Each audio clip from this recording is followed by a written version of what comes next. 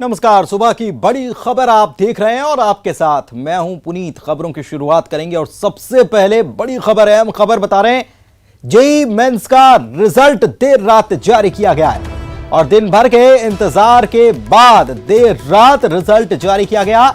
इंदौर के आकर्ष जैन और उज्जैन की श्रेया मोघे टॉपर रहे हैं। आकर्ष और श्रेया स्टेट टॉपर बने हैं और 100 परसेंटाइल हासिल दोनों स्टूडेंट्स की तरफ से किए गए।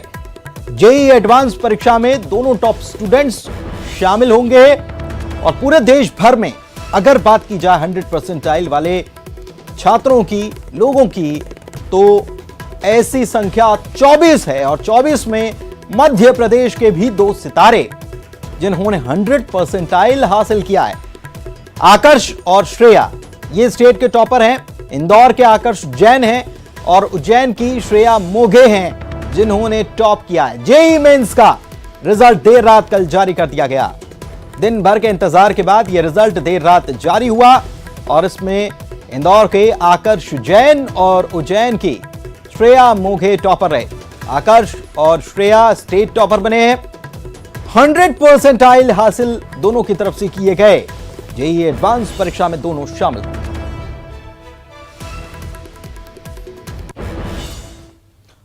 और सूत्रों के हवाले से इस वक्त की सबसे बड़ी खबर आपको दे रहे हैं। राफेल की दूसरी खेप अगले महीने तक आ सकती है।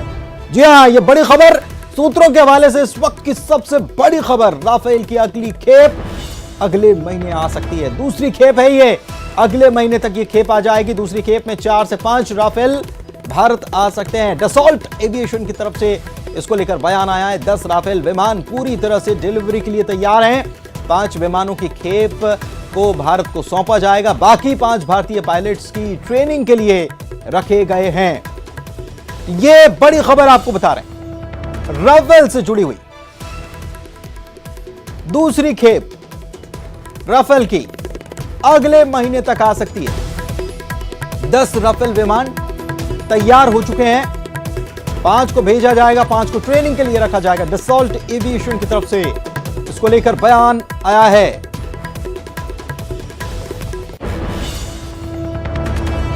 लड़ाकू विमान राफेल जिसका नाम सुनते ही दुश्मन भी कांपता है। दूसरी खेप अगले महीने तक राफेल की आ सकती है और इसमें 4 से 5 विमान हो सकते हैं, फाइटर जेट्स।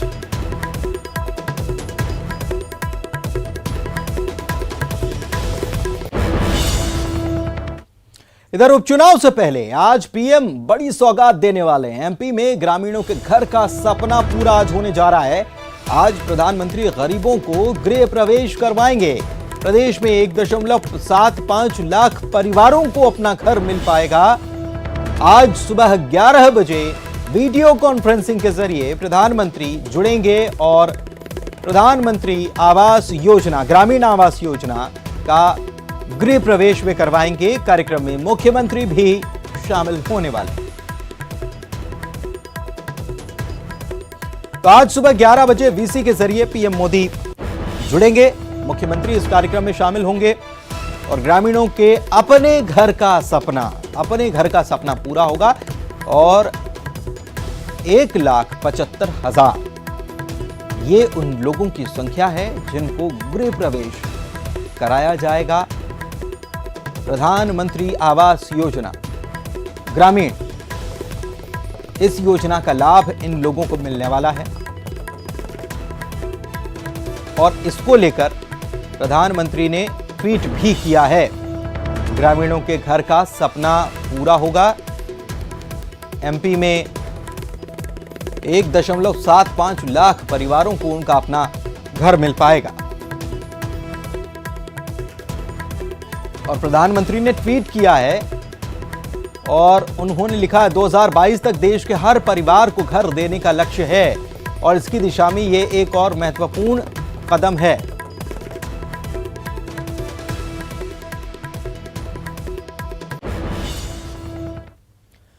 और इधर सीएम शिवराज सिंह चौहान का चुनावी दौरा भी लगातार चल रहा है। लगातार चुनावी दौरा कर रहे हैं। 27 सीटों पर उपचुनाव है और इस उपचुनाव पर ही टिका हुआ है सब कुछ दारोमदार। अगर जीत गए तो ही सत्ता में बने रहेंगे। तो इसको लेकर चुनावी दौरा लगातार चल रहा है। आज भी उनका दौरा है, सुमावली जाएंगे, जौरा जाएंगे, ग्वालियर पूर्व का दौरा करेंगे, ज्योतिरादित्य सिंधिया भी साथ रहेंगे, करोड़ों के विकास कार्यों का लोकार्पण भी उनकी तरफ से किया जाएगा।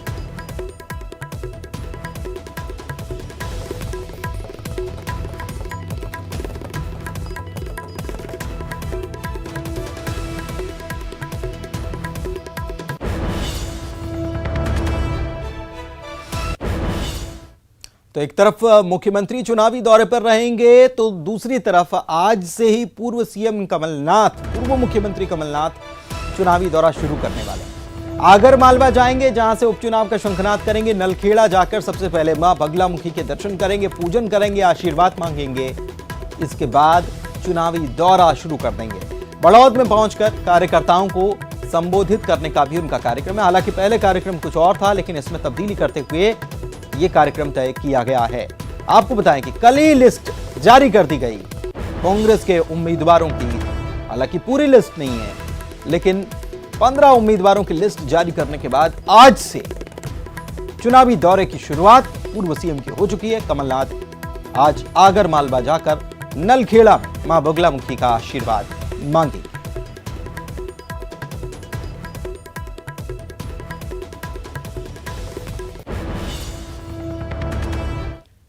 इधर उपचुनाव से पहले एक बार फिर से दिग्विजय सिंह ने ईवीएम का राज छेड़ दिया। भिंड पहुंचकर दिग्विजय सिंह ने कहा कि अगले चुनाव में बीजेपी को 400 सीटें आएंगी। ईवीएम के दम पर 2014 में 280, 2019 में 300 और अगले चुनाव में ईवीएम की बदौलत 400 सीटें आ जाएंगी। पीएम मोदी पर निशाना साधते हुए दिग्विजय सिंह ने कहा कि 400 सीटें आते ही बाबा साहब अंबेडकर के संविधान को बदलकर मोदी अपना संविधान लाएंगे और रूस और चीन के राष्ट्रपति की तरह ही मोदी सारी उम्र प्रधानमंत्री बने रहेंगे। और आज बाबा साहब अंबेडकर के संविधान को अगर बचाना है तो जाग जाओ, चेत जाओ, क्योंकि संविधान को बदलने का भी इनका फैसला होगा। अगर 2024 में इन्होंने अब दावा करना शुरू कर दिया है कि 2024 में अब 400 से ज्यादा लोकसभा सीट जीतेंगी, इसका मतलब यह है कि ईवीएम के माध्यम से 2014 में जीते 280 पार, 2019 में हो गए 300 पार और अब 2024 में होंगे 400 पार। और 400 पार होते ही बाबा साहब अंबेडकर के संविधान को बदलकर ये अपना संविधान लाएंगे। बामोरी सीट से कांग्रेस का टिकट मिलते ही कन्हैया लाल अग्रवाल ने पंचायत मंत्री महेंद्र सिंह सिसोदिया पर बड़ा हमला बोल दिया। कन्हैया लाल अग्रवाल ने कहा है कि पंचायत मंत्री का काम कंस के समान है। उन्होंने कहा है कि जैसे कंस का खात्मा कन्हैया ने किया था, वैसे ही बामोरी उपचुनाव में कन्हैया लाल अग्रवाल मंत्री महेंद्र सिंह सिसोदिया का अंत करेगा। नहीं, देखिए, वो मुझे भस्मासुर बोलता है। संजू माननीय श्री महेंद्र सिंह सिसोदिया जी पिछले चुनाव में ही बोले। मैं आज तक ये नहीं समझ पाया कि उनको ये भी जानकारी है कि नहीं भस्मासुर आखिर है कौन। भस्मासुर काय को बोलते हैं? भस्मासुर वो था कि उनने शिव जी को प्रसन्न किया, भगवान शंकर ने उनको वरदान दिया, वो भगवान शंकर के पीछे पड़ गए। तो मैंने ऐसा कौन सा काम किया कि मुझे भस्मासुर बोलना है? हाँ, लेकिन उनके जो मंत्री बनने के बाद के जो कृत्य हैं वो जरूर ये बात को साबित करते हैं कि उनके अंदर कहीं ना कहीं कंस की आत्मा जरूर आकर बस गई है। दिल्ली से खबर आपको बता रहे हैं, कांग्रेस ने संगठन में एक बार फिर से बड़ा फेरबदल कर दिया और 23 नेताओं को दरकिनार करते हुए आजाद, आनंद शर्मा और सिब्बल का कद घटाया है। सोनिया गांधी ने एक विशेष कमेटी भी बना दी है और सीडब्ल्यूसी का भी गठन फिर से किया गया है। पीएल पूनिया हालांकि छत्तीसगढ़ के प्रभारी बने रहेंगे, उसमें कोई बदलाव नहीं है। सीडब्ल्यूसी में छत्तीसगढ़ से हालांकि किसी को जगह भी नहीं मिली। सीडब्ल्यूसी से छत्तीसगढ़ से मोतीलाल वोरा आते थे, ताम्रध्वज साहू आते थे, इनको भी हटा दिया गया है।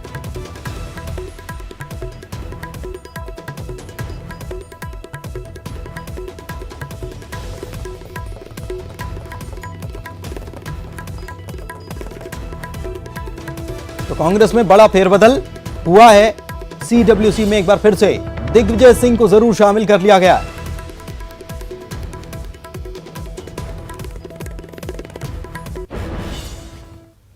और चलिए राजनीति की खबरों से अलग हटकर कुछ और खबरों की बात करते हैं। इंदौर से खबर आपको बता रहे हैं, बच्चा बेचने वाले गिरोह का एक बड़ा खुलासा इंदौर में सामने आया है, जहां पर आरोपियों ने यह कबूल कर लिया कि 2 डॉक्टर भी गिरोह के लोगों को मदद करते थे। इसके अलावा गिरोह के 3 लोगों के और नाम बताए गए हैं। खुलासा किया इन लोगों ने, मधु उर्फ महनाज, रीता ठाकरे और अमित अब ये पुलिस की हिरासत में है।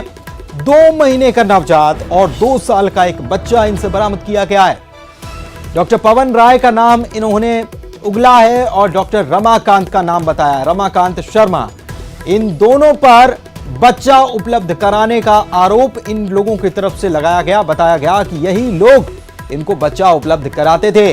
अब पुलिस दोनों ही डॉक्टर्स की तलाश में जुट गई है। गिरोह का मुख्य सरगना बबलू उर्फ तेजकरण गिरफ्तार किया गया है। 1 लाख रुपए से लेकर 3 लाख रुपए तक में ये बच्चों का सौदा कर दिया करते थे। पुलिस पूछताछ में इस बात का खुलासा हुआ है। बेहद चौंकाने वाली जानकारी, बच्चों के गायब होने की खबरें सामने भी आ रही थी और इसको लेकर कुछ अफवाहें जो चल रही थी बच्चा चोरी की, उसको लेकर कई घटनाएं भी हो चुकी हैं कि लोगों को बेवजह पीट दिया गया, बुरी तरीके से कई लोगों की जान जा चुकी है। लेकिन बच्चा चोर गिरोह या बच्चा बेचने वाला गिरोह जो है वो सामने आया है और ये लोग डॉक्टर्स इनकी मदद करते थे, इन्होंने ऐसा खुलासा किया है। कांकेर से खबर आपको बता रहे हैं, इस वक्त न्यूज 18 के खबर का यहां पर असर देखने को मिला। अवैध रेत उत्खनन में चैन माउंटेन समेत 6 हाईवा को जब्त कर लिया गया। दुर्ग कुंदल जनपद अध्यक्ष की शिकायत पर तहसीलदार ने कार्रवाई की है। राजसात करने की मांग की गई थी। दुर्ग कुंदल ईरा गांव का यह पूरा मामला है। बड़ी खबर का असर न्यूज 18 ने इस मामले को उठाया था कि किस तरीके से यहां पर अवैध तरीके से कार्रवाई चल रही है, अवैध तरीके से रेत का खनन का काम चल रहा है और चैन माउंटेन अवैध तरीके से यहां पर काम में लगी थी, तो इसी को जब्त कर लिया गया। 6 हाईवा भी जब्त की गई। दुर्ग कुंदल जनपद अध्यक्ष की शिकायत पर तहसीलदार ने इस कार्रवाई को अंजाम दिया। राजसात करने की मांग की गई थी। दुर्ग कुंदल इरा गांव का यह मामला।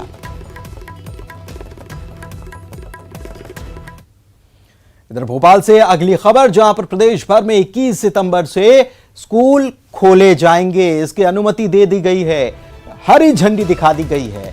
सरकारी और निजी स्कूल खुल सकेंगे। 21 सितंबर से स्कूल शिक्षा विभाग ने इसके लिए आदेश जारी कर दिया है। 9वीं कक्षा से कक्षा 12वीं तक के छात्र स्कूल पहुंच सकेंगे। स्वैच्छिक आधार पर ही 9वीं से 12वीं तक के छात्र स्कूल जा पाएंगे। शिक्षकों से डाउट क्लियर करने के आंशिक रूप से ये स्कूल खोले जाएंगे। स्कूल आने को लेकर बाकायदा कई सारी गाइडलाइंस दी गई हैं। स्कूल छोड़ते समय खाली समय में स्टूडेंट्स इकट्ठे नहीं होंगे। शिक्षक और कर्मचारी के बीमार होने पर स्कूल नहीं पहुंचे स्टूडेंट्स को स्कूल में फेस मास्क पहनना अनिवार्य होगा। स्कूल में क्लास में डेस्क के बीच 6 फीट की दूरी जरूरी होगी। 2 बेंच के बीच में 6 फीट की दूरी रखी जानी चाहिए। इसके साथ ही बार बार सैनिटाइज हाथों को करना होगा। सभी प्रकार की गाइडलाइंस इस बारे में जारी कर दी गई है। कंटेनमेंट जोन से कोई नहीं आ सकेगा, कंटेनमेंट जोन के स्कूल नहीं खुलेंगे। इस प्रकार की कई प्रकार की गाइडलाइंस केंद्र की तरफ से जारी की गई है। ब्रेक के बाद आपका स्वागत है। सुबह की बड़ी खबर आप देख रहे हैं और चलिए आगे बढ़ते हैं। बात कोरोना की कर लेते हैं। मध्य प्रदेश में कोरोना बेकाबू होता जा रहा है। 83,000 को यह आंकड़ा पार कर गया है कोरोना का आंकड़ा मध्य प्रदेश में। और अगर बीते 24 घंटे की अगर बात कर ली जाए तो 2,240 नए केस, नए पॉजिटिव मरीज सामने आए हैं। सरकार ने एहतियात के तौर पर कदम हालांकि उठा लिया है। आयुष्मान योजना में जो अस्पताल शामिल किए गए थे, यहां पर भी अब कोरोना का इलाज हो सकेगा। इलाज से इनकार करने वाले अस्पतालों पर भी कार्रवाई की जाएगी, सरकार ने यह तय कर लिया है।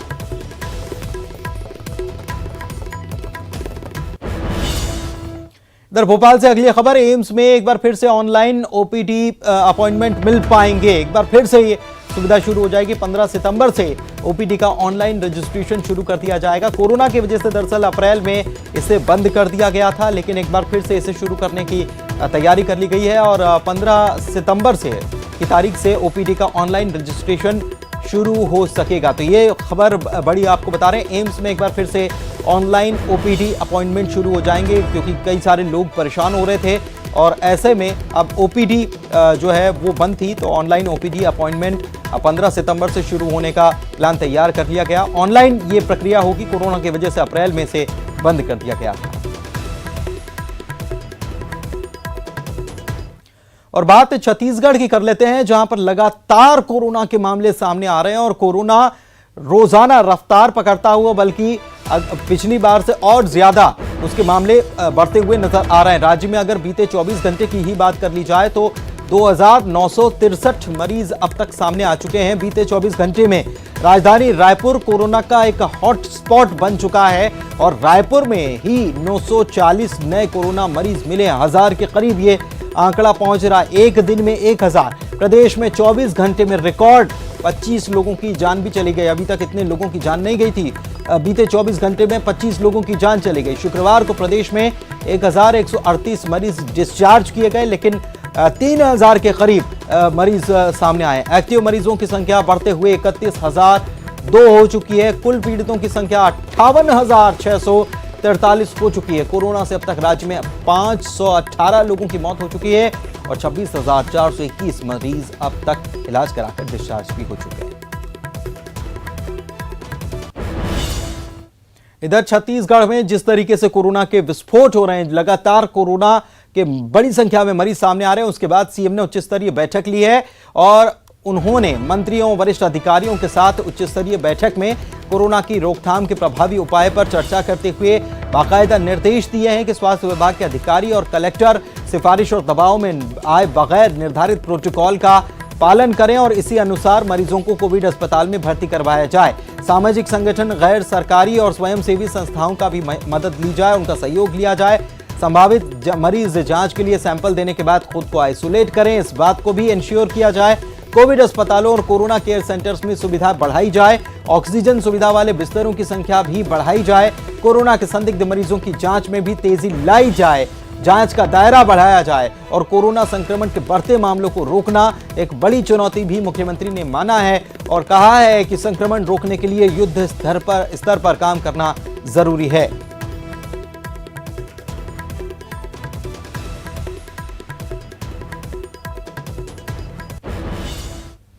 दंतेवाड़ा की बात कर लें तो यहीं पर 16 पुलिसकर्मी जो हैं वो कोरोना संक्रमित पाए गए।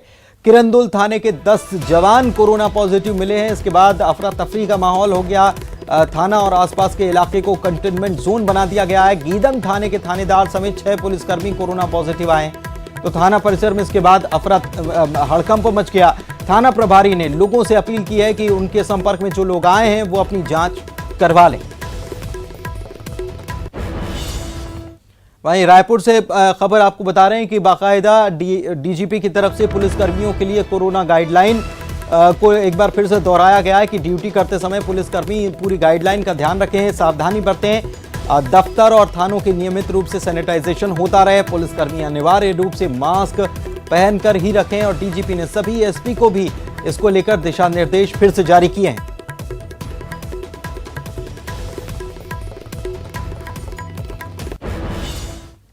और इस कोरोना के बीच ही नक्सलियों का तांडव लगातार सामने आ रहा है। मेन रोड पर बम लगाया था नक्सलियों ने।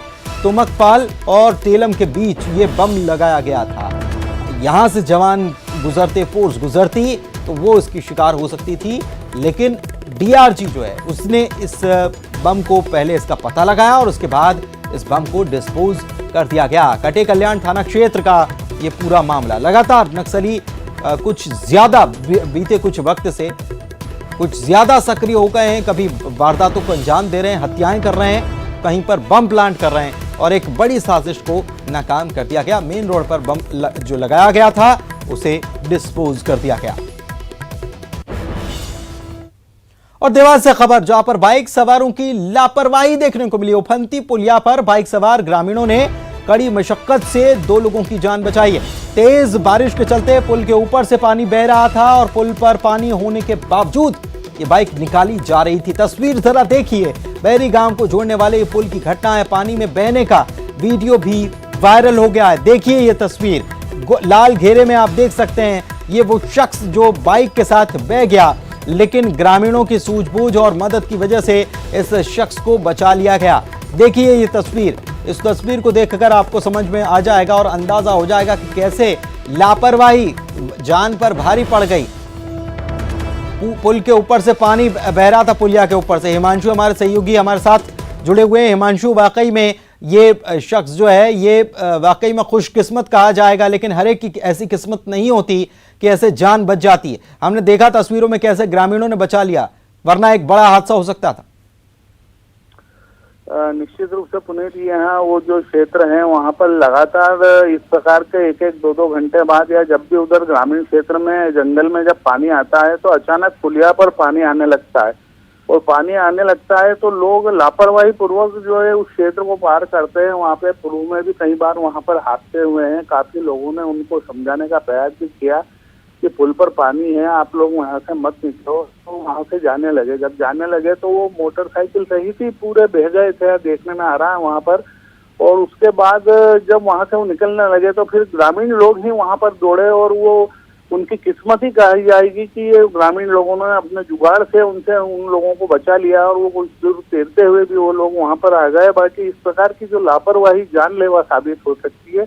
बिल्कुल, ग्रामीणों को, लोगों को इस बात का ख्याल रखना चाहिए, इस बात को समझना चाहिए कि जरा सी लापरवाही, नजरअंदाज करना किसी भी चीज को, और खास तौर पर पानी से खिलवाड़ कितना भारी पड़ जाता है, इस तस्वीर से समझ में आता है। शुक्रिया आपका हिमांशु।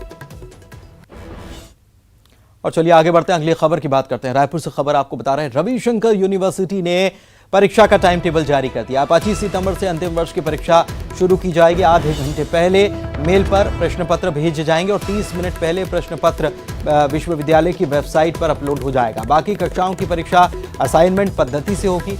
अंतिम वर्ष की परीक्षा में करीब 1.5 लाख परीक्षार्थियों को शामिल होना है। तो ये एक बड़ी खबर आपको हम बता रहे हैं।